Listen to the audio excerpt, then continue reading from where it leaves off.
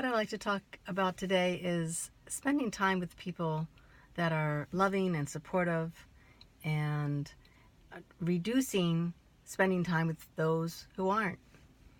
And we can really make a conscious and concerted effort to make our life, to improve our life, improve the quality of our life by improving the quality of the people that we choose to be with.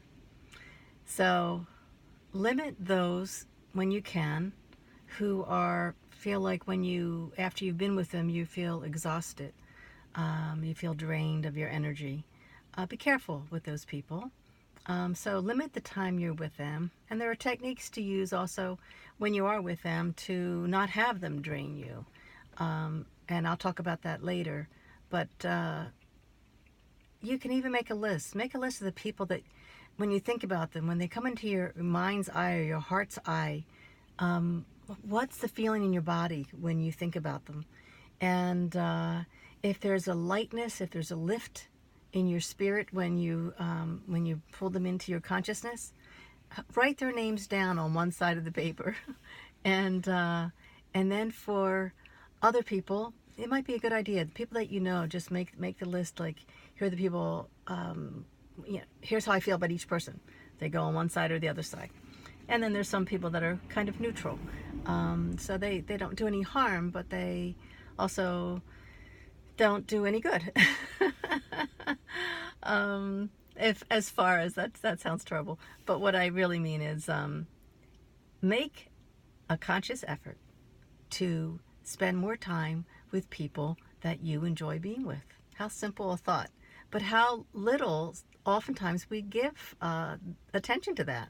I was with people the other day, and one of the women said, it can be so draining, to be with people that are so negative.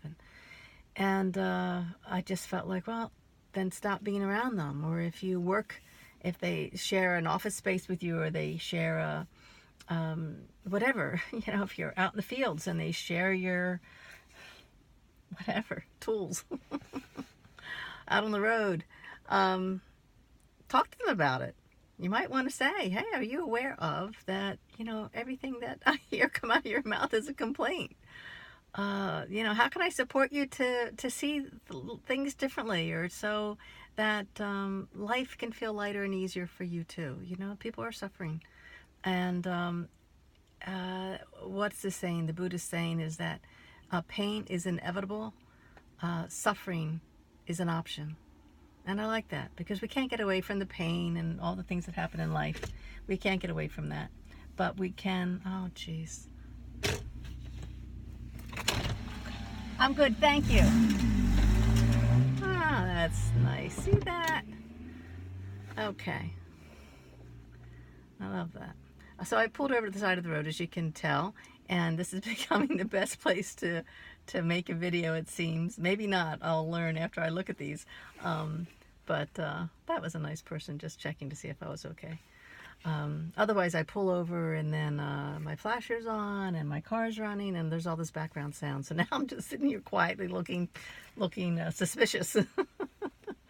Okay, so back to what I was saying. To be with people, to be with people that make us feel good. Who makes you laugh? God, laughing is so healthy.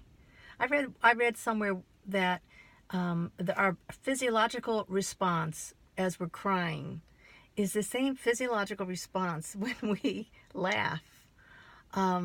There's a clearing out. There's something that washes through us, not just with tears, but with happiness, or with laughter.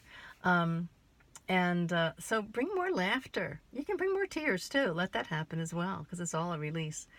But especially, start hanging out with people that really are fun to be with, and remind you of the best part of who you are. There's always people out there that are going to remind us of the worst parts of who we are, and give yourself a break from that.